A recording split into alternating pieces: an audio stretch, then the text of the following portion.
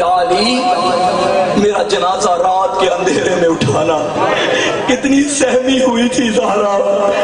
یا علی مجھے غسل خود دینا، یا علی مجھے کفن خود دینا، یا علی میرے جنازے میں وہ نہ آئے جنہوں نے میرا محسن مارا۔ یا علی قیامت تک آنے والی میری نسل کو میرا سلام کہنا۔ اور سیدو وقت آ گیا، بطول کو غسل دیا علی نے، بڑا مشکل تھا غسل دینا۔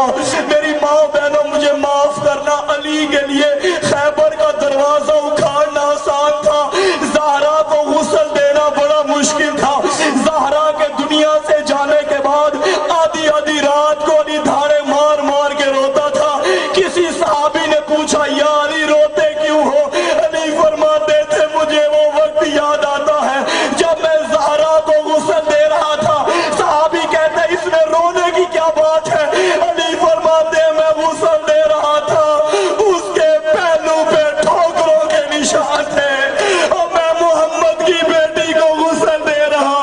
اللہ جانے کیسے زندہ رہی زہرا۔ غسل ہو گیا، کفن ہو گیا، میت رکھی گئی ہے گھر کے صحن میں۔ تم نے دیکھا ہے نا جب کسی گھر سے کوئی میت اٹھانے لگتے ہیں نا، اعلان کرتے ہیں اس میت کے جو بھی قریبی ہیں آ جاؤ، آخری مرتبہ دیدار کر لو، اپنے ایک ایک لفظ کا ذمہ دار ہوں۔ علی نے فرمایا حسین، حسن، زینب، ام کلثوم آؤ ماں کا دیدار کر لو۔ سارے بچے آ گئے، اللہ جانے حسین کیسے آیا۔ عزادار آیت اللہ قاسم قزوینی لکھتے ہیں یہ وہ منظر تھا جب چھوٹے چھوٹے بچے ماں کے پاس روتے ہوئے جاتے ہیں، یہاں حسین آ رہا تھا، زہرا کے کفن سے دونوں ہاتھ باہر آئے، آواز یا میرا کربلا کا غریب گھوڑے کی زین سے گر۔ جب یہ منظر دیکھا نا جبریل آیا، یا علی اللہ کہہ رہا ہے حسین کو ماں سے جدا کرو، اور میرے ملائکہ نے تسبیح چھوڑ دی ہے، حسین کو ماں سے جدا کرو۔ عزادارو علی آگے بڑھے، حسین کو جدا کرنا شروع کیا، کہا حسین بس کر، حسین بس کر، بڑے پیار سے جدا کیا۔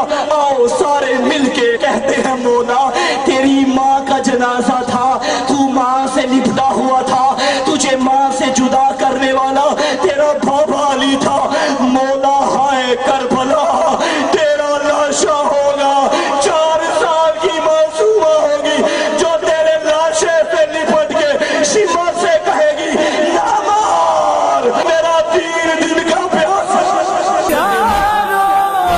تمہاری پالنے والی گزر گئی،